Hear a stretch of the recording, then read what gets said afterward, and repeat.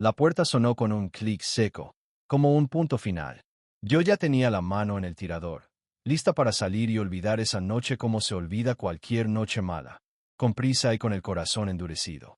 Pero la camarera se movió más rápido que yo.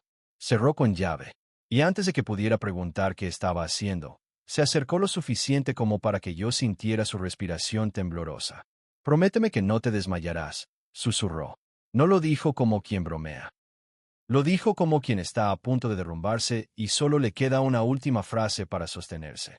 Yo me quedé quieta. Afuera, la calle seguía viva. El ruido de un autobús frenando, una risa lejana, una sirena.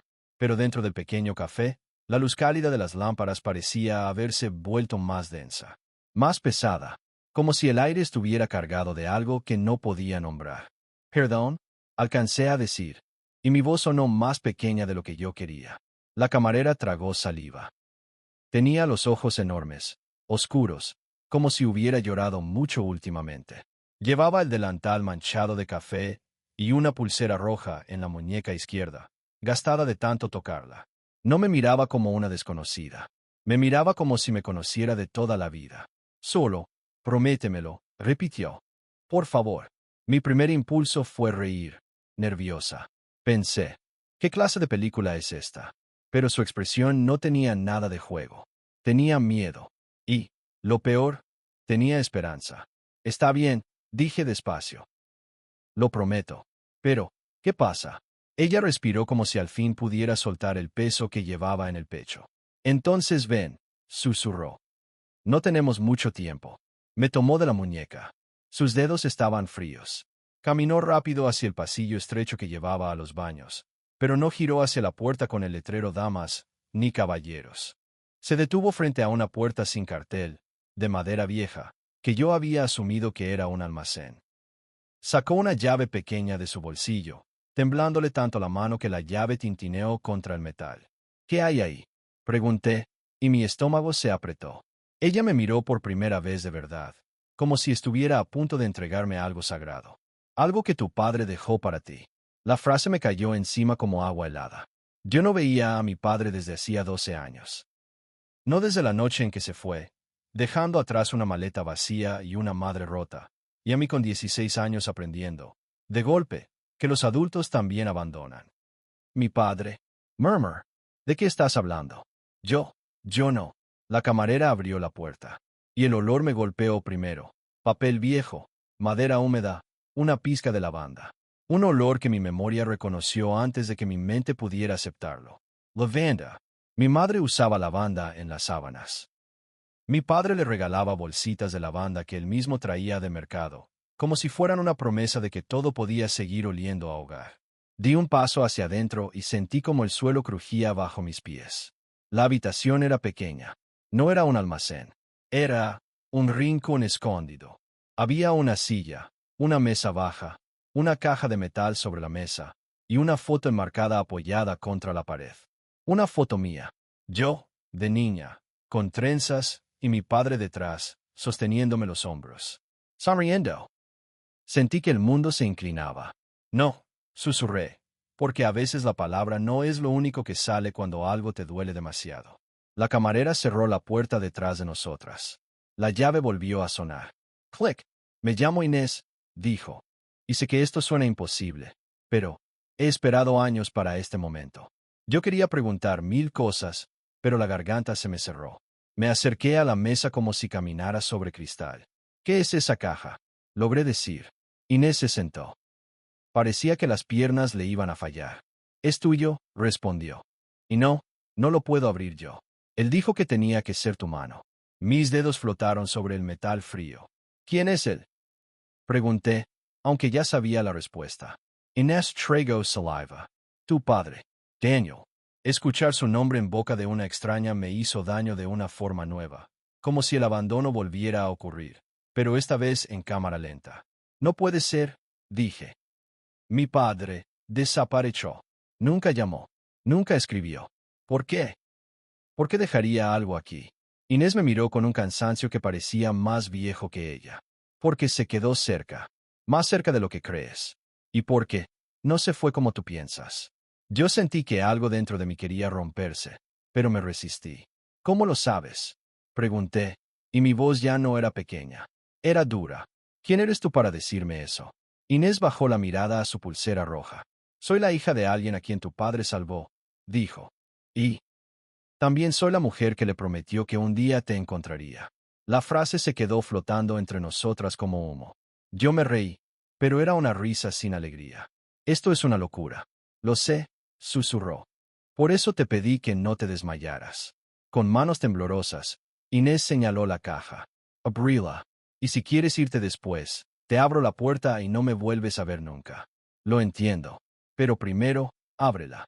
Mis dedos buscaron el cierre. Era una caja de seguridad portátil, de esas que se cierran con un pequeño código y una llave. Sobre la tapa había un papel pegado, amarillento, con una letra que yo reconocí de inmediato. La letra de mi padre. Para Alma. Si llegas aquí, respira. Alma. Nadie me llamaba Alma desde que era niña. De adolescente, lo odié. Me parecía un nombre demasiado suave para una vida que ya era dura. Me inventé otro, Andrea. Más fuerte, más serio, más fácil de llevar. Pero mi padre me había llamado Alma siempre, como si supiera que yo iba a necesitar que alguien me recordara que yo tenía una. Sentí un golpe en el pecho. ¿Cómo? Sir, Mirando e Inés. ¿Cómo tienes esto? Inés apretó los labios. Por un instante, sus ojos se llenaron de lágrimas. Porque no podía dártelo, dijo. Y porque él ya no está. Mis manos se congelaron. ¿Está muerto? Inés sintió despacio. No fue un sonido lo que escuché entonces. Fue un vacío. Como si el mundo se quedara sin fondo. Yo me sostuve de la mesa. No, dije. No puede. No puede estar muerto. Él me debía una explicación. Inés apretó los puños. Lo sé. Y créeme, él lo sabía también. Tomé aire, pero el aire no alcanzaba. ¿Cuándo? Pregunt. Hace 11 años. 11 años. Yo había pasado 12 odiándolo. Él había estado muerto 11. Mi odio se me quedó en las manos como algo sucio. ¿Cómo murió? Pregunté, y la voz me salió rota.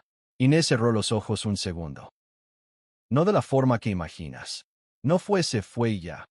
Fue quedarse sin poder volver. Yo no entendía, o no quería entender.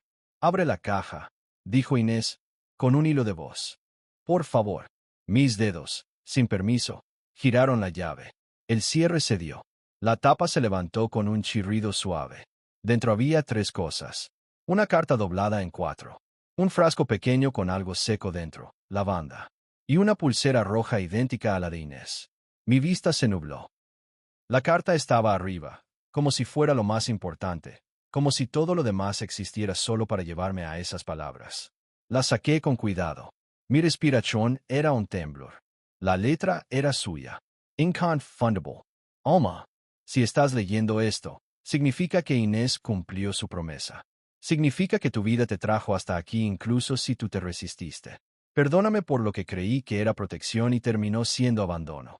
La noche que me fui no fue una huida. Fue un error de decisión que nunca pude deshacer. Salí de casa con la intención de volver al amanecer. Esa misma noche, vi a una mujer desplomarse en la acera frente a este café. Estaba sola. Tenía una niña en brazos. Esa niña era Inés. La gente pasaba de largo. Yo me detuve. Llamé a una ambulancia. Me quedé con la niña hasta que llegaron. La mujer no sobrevivió. La niña se quedó sin nadie. Y entonces apareció alguien, un hombre que decía ser el padre de la niña. Un hombre que olía a alcohol y que no miró a Inés ni una sola vez. Yo vi miedo en los ojos de esa pequeña. Vi el mismo miedo que vi en los tuyos cuando eras bebé y no me encontrabas en la habitación. No pude irme. Fui a la comisaría. Declare. Mi quid. Pensé que sería una noche. Pero se convirtió en un caso. El hombre me culpó. Mi amenazó. Dijo que si yo seguía hablando, haría que tú y mamá lo pagaran. Yo no lo creía al principio. Hasta que una tarde, al salir del trabajo, encontré a tu madre llorando en la puerta. Alguien la había seguido. No te lo dije, Alma. No quise asustarte. No quise que crecieras con miedo. Me fui para que Nuchi tocara. Me fui para que el peligro me siguiera a mí y no a ustedes. Tuve que cambiar de nombre, de ciudad, de rostro ante el mundo. Y cada día te pensé. Cada día. Si alguna vez dudaste de si te amé, Aquí está la prueba. Mi vida entera se convirtió en una forma torpe de protegerte. Pero lo hice mal, porque el amor que se esconde también hiere. Inés creció. La cuidé como pude. No fui su padre, pero fui su refugio. Ella me devolvió algo que yo había perdido, la sensación de merecer segundas oportunidades. Le pedí que un día te buscara. Le pedí que te diera esto. La lavanda es para que recuerdes que, incluso cuando el mundo se rompe, el olor a hogar puede volver. La pulsera roja es un recordatorio. La vida cambia cuando uno decide detenerse por alguien. No te pido que me perdones. Te pido que no te cargues con un odio que ya no tiene a quien golpear.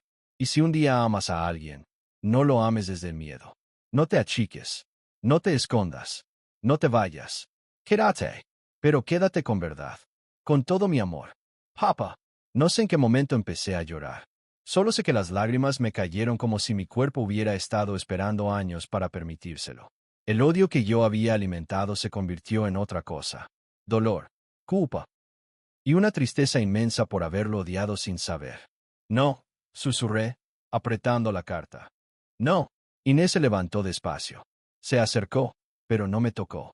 Como si supiera que en ese momento yo era un vidrio. Él te amaba, dijo. Tanto que se convirtió en sombra para que tú pudieras vivir en luz. Me tembló la mandíbula. ¿Por qué no me lo dijo? Pregunté, con rabia mezclada con llanto.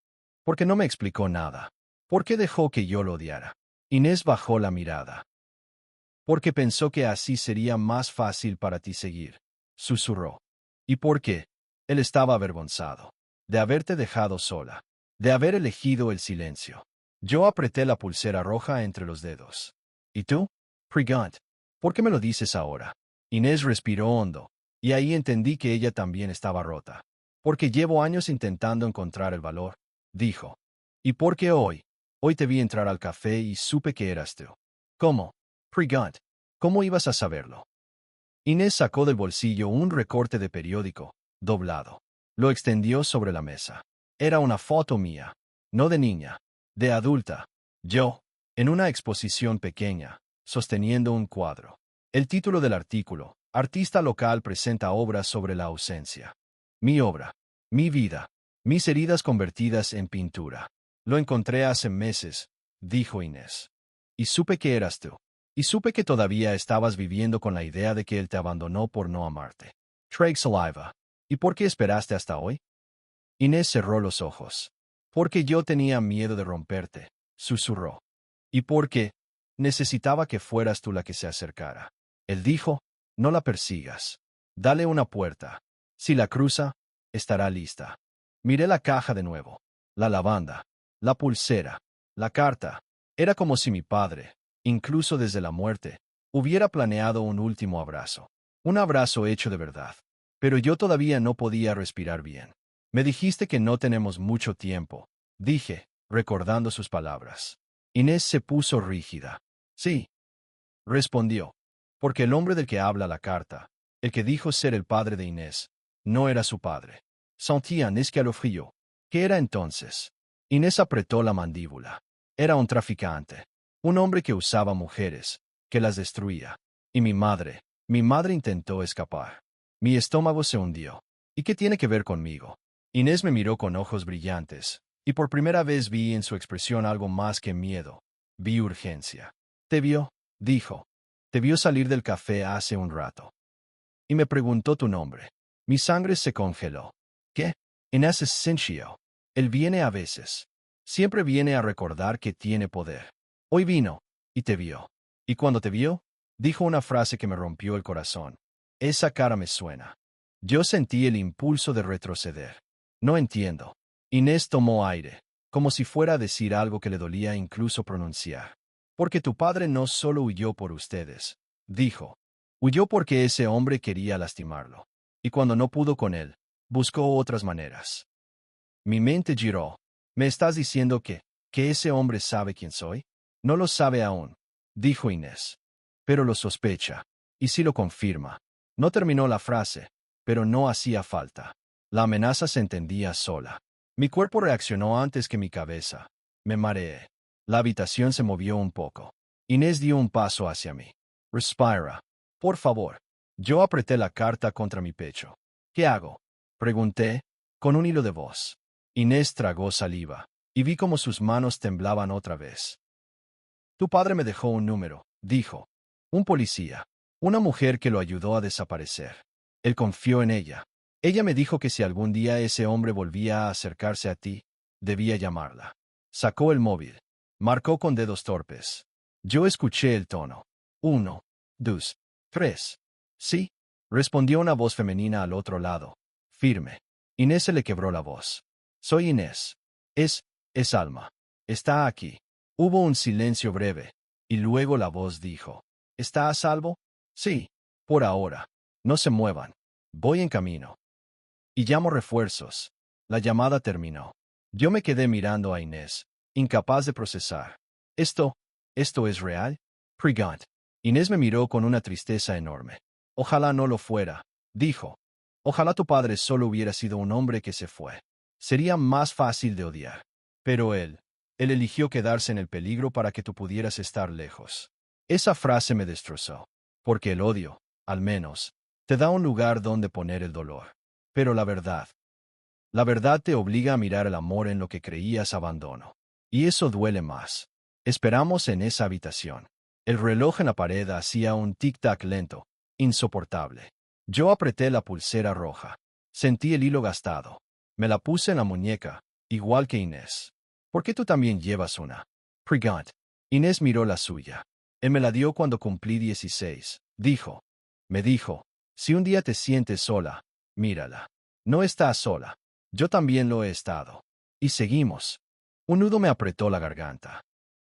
¿Lo querías? Pregunté, sin pensar, porque la pregunta se me escapó desde lo más humano. Inés me miró, y las lágrimas le cayeron. Sí, susurró. Lo quise como se quiere a quien te salva sin pedir nada. Y lo odié a veces también. Porque te extrañaba. Porque sabía que él pensaba en ti cada día.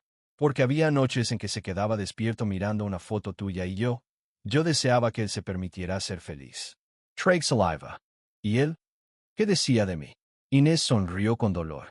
Que era su luz. Que no había hecho nada más puro que tenerte. Que si pudiera volver atrás, te diría la verdad aunque te asustara. Porque el miedo compartido pesa menos. Antes de que pudiera responder, escuchamos un golpe fuerte en la puerta principal del café. Una voz masculina, grave, impaciente. Inés, abre. Inés se puso blanca. Mi corazón se disparó. Yo me levanté, pero las piernas me temblaron. ¿Es él? Sí, sir. Inés es Cinchio. La voz volvió, más fuerte. Sé que estás ahí. Abre.